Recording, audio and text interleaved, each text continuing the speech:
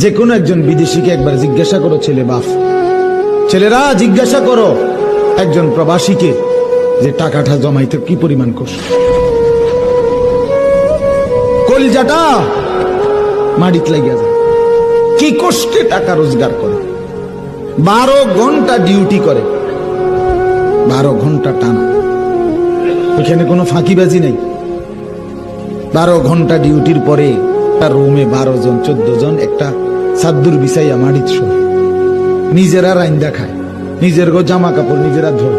যে কোনো একজন বিদেশিকে একবার জিজ্ঞাসা করো ছেলেরা জিজ্ঞাসা করো একজন প্রবাসীকে যে টাকাটা জমাইতে কি পরিমাণ কষ্ট,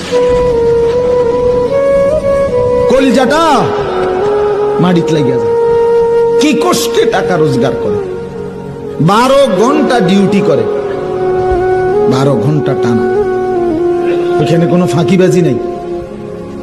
12 ঘন্টা ডিউটির পরে তার রুমে 12 জন 14 জন একটা সাদ্দুর বিছাইয়া মাটিত শোয়, নিজেরা রাইন্দা খায়, নিজের জামা কাপড় নিজেরা ধরে।